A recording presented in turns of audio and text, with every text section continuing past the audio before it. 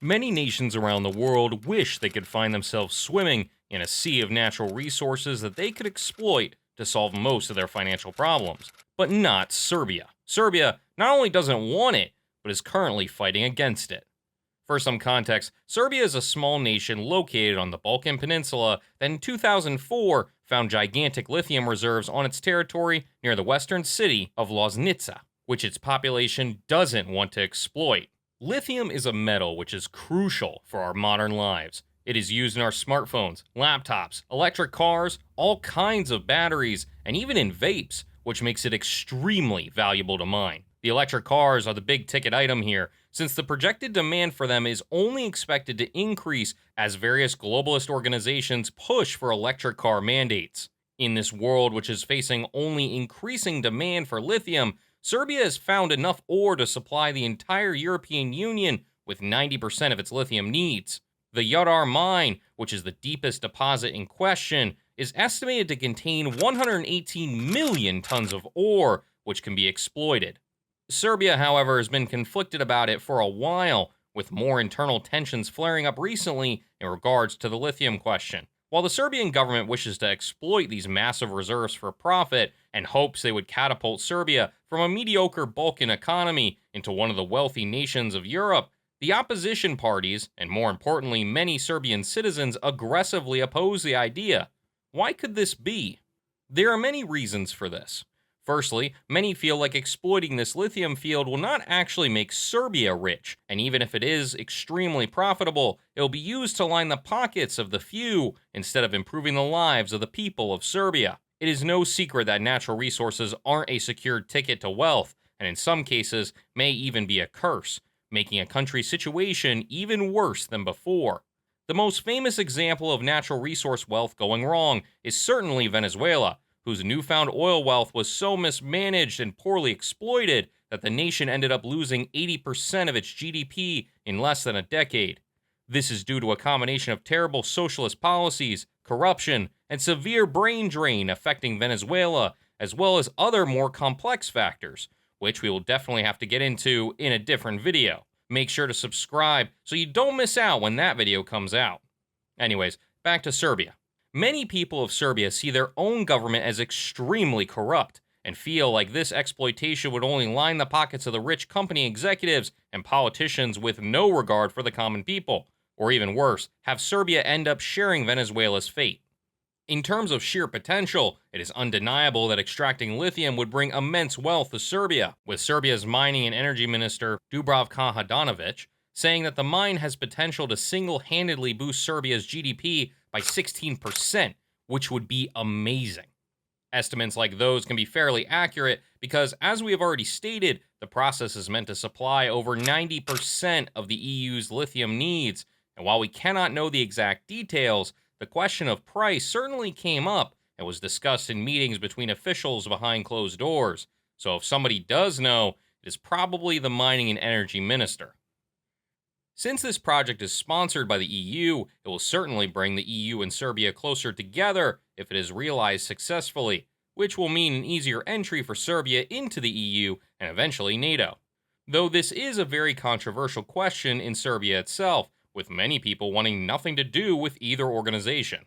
The deposit in question is of an ore named Yadarite, named after the region of the Yadar Valley it was discovered in, and, fun fact, was temporarily named kryptonite after its discovery, since it was almost identical to the fictional material from the Superman franchise. Yadarite itself, besides lithium, also contains boron, sodium, and silicate, and its chemical formula is as follows.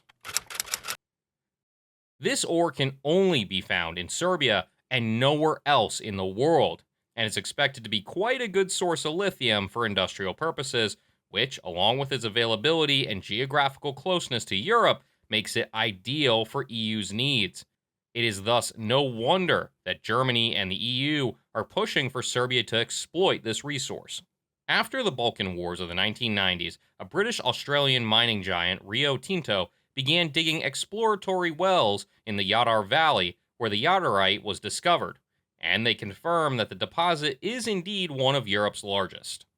Recently, even more exploratory drilling was done, But this caused some environmental issues as the water that surfaced from deep within the ground killed surrounding crops and poisoned waterways, causing an intense round of pushback from Serbian people who are worried that if the mine opened, these problems would be multiplied many times over, adding in factors like air pollution, light pollution, wastewater, destruction of agricultural land, and water scarcity. Turns out that this fear is justified, as mining lithium is quite a messy process. Moving away from Serbia for a second, beneath Bolivia's salt flats, there is another extremely large lithium deposit, possibly one of the largest in the world, located within an area between Bolivia, Chile, and Argentina, known as the Lithium Triangle, which contains as much as half of the world's known lithium deposits, amounting to 11 million tons of the material. Multinational corporations are already exploiting this lithium, and so to potentially see the effects that lithium extraction could have on Serbia, let's take a look at how bad it really is and how it has affected the aforementioned countries. Bolivia has just began its process of extracting lithium in large quantities by securing $3 billion of investments from Russian and Chinese giant corporations. The government, just like Serbia's, has promised more wealth and many more job opportunities for the population, and even though the development is recent, none of the aforementioned promises came true. The situation is similar in neighboring Chile. Within the Lithium Triangle, Chile has the world's largest lithium reserves, 36%, and is the second largest global producer with 32% of the global production, according to the 2020-2021 data from Chile's Copper Commission. In Chile, the already mentioned salt brine is firstly pumped up to the surface and spread out in large evaporation ponds. It takes the water months or even years to evaporate, leaving behind a more concentrated substance, which is then processed to extract lithium. Since these evaporation ponds rely on natural evaporation from the energy of the sun, large amounts of water are lost to the atmosphere, requiring more water to be continuously pumped from the ground to maintain the process. Once all the water is evaporated, even more water is needed to purify the lithium and manage the chemical processes taking place. Even more water is needed to keep the overheating equipment cool and to suppress dust, which is a large byproduct in these operations. This has contributed to and even caused severe water shortages in Chile, drying up rivers, forcing people to rely on water from wells, and even made it impossible to use water to maintain crops and livestock. There has also been cases of well poisonings from the pollution caused by the factories. Many are thus afraid that the same thing might happen in Serbia, and that the process could turn the very agriculturally productive Jadar Valley into a desert. They are, however, at least partially wrong. Firstly, the Lithium Triangle is a region which doesn't have much water in the first place, while Serbia has plentiful water sources. Secondly, the lithium extracted from Chile, Bolivia, and Argentina is extracted by an entirely different process than it would be in Serbia. Serbian lithium is not found in salt brines, but is already mentioned jadarite ore, which is hard rock ore. To extract lithium from jadarite, the ore first needs to be crushed and boron separated from the lithium, which is then processed and purified through various chemical reactions. So even though fresh water would still be needed for said chemical reactions, machine cooling, and dust management, Serbia gets to skip the entire first step of brine evaporation, which means that the process will use significantly less water than it does in South America. Still though, this seeming advantage that Serbia has in not having to use so much water is a double-edged sword. Instead of pumping brine to the surface, the ore has to be harvested from rock, which will be done through open pit and underground mining, which poses significant risks of habitat destruction through displacement of soil and rock, not to mention the destruction it would bring to the farmlands in the area.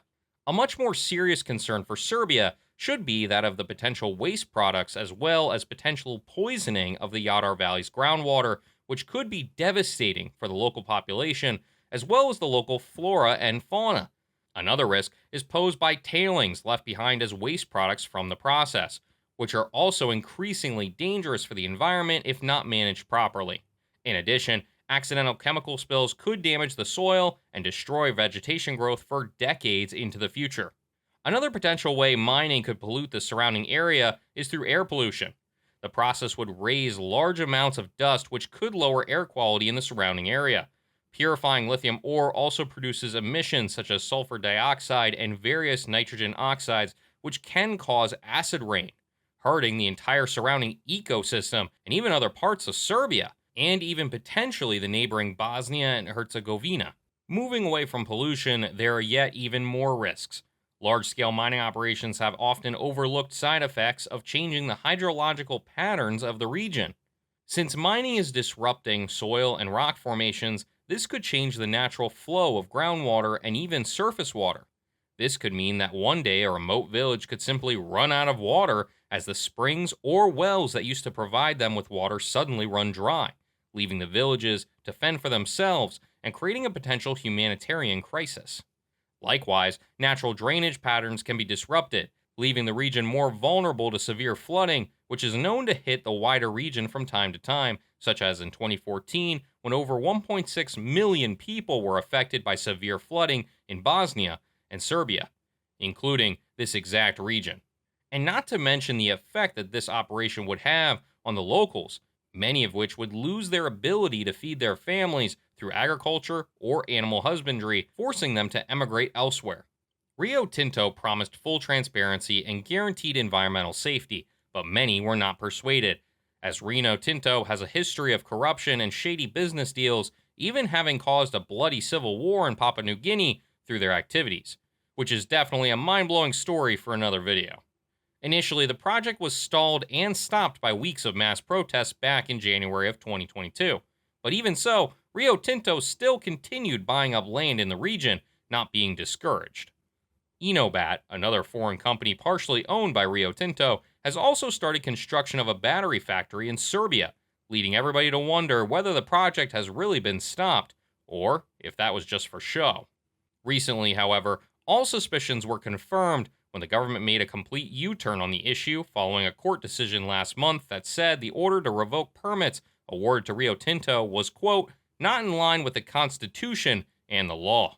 Just mere days afterwards, the Serbian government greenlit the project's restart and signed a memorandum of understanding with the European Union that it sees as the first step in developing Serbia's lithium production.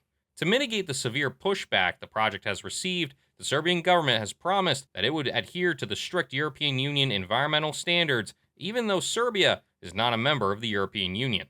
It hardly made a difference, as on August 10, 2024, protesters once again gathered in Belgrade, Serbia's capital city, to protest the lithium mining. This round of protests was so disruptive that the Serbian president, Aleksandar Vučić, accused the protesters of plotting to overthrow the government. The president has also said that the project will not continue until sufficient guarantees of environmental safety are given. However, some residents are worried that this is just a move to placate the masses. There have been reported incidences of government rezoning residents' land near the deposit area from agricultural to construction land, which leads many to fear that the government will try to take their land from them once again. Currently, the protesters and the government are playing tug of war on the matter, but what is certain is that neither one is ready to give up yet. The outcome remains to be seen, but still a question lingers. What is the right choice here, at least economically speaking? Well, if the project can deliver on its promises, it would single-handedly jump up Serbia from the 79th place in the world by GDP up to the 71st, which is no small feat.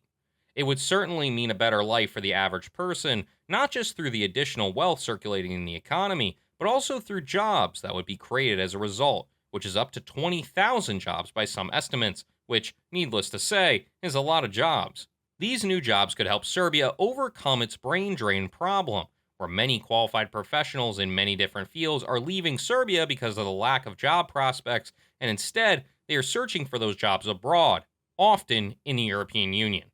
A large industry like this has a potential to not only enrich Serbia by itself, but also to create a mini economic boom in other industries too. This is because many other industries need to be engaged in another for the lithium industry to be active. This includes, but is not limited to, the construction industry to construct the various facilities, plants, and warehouses, the trucking and railroad industries need to transport the product, and the equipment manufacturing industry, which is already well developed in Serbia. The project would also benefit the energy sector, which is likely to see more investment due to increasing demands. Because of the large presence of new workers in the Jadar Valley, real estate development is also likely to increase, increasing the value of land in the region, and the hospitality and retail industries are also likely to see a boom as well. So what is Serbia to do in the end? That is a tough question. A natural resource like this represents a large opportunity, but also a risk. Mining of lithium in Serbia could turn Serbia into the second Dubai if done correctly, or it could turn Serbia into the second Venezuela if done incorrectly. If the projected benefits and good management could be guaranteed, I would lean towards exploiting the lithium. However, that is not the reality, and I can definitely see how the people of Serbia would be reluctant to trust their government when it comes to such a large project, since, like other Balkan countries, Serbia's government is quite famous for its corruption. Well, that's it from me. Now, what do you think? Do you think I'm right, or did I miss something? Please don't hesitate to tell me in the comments below, and subscribe if you haven't already. I mean, to be fair, you haven't, since nobody has. It's a new channel. But I'm crossing my fingers nonetheless.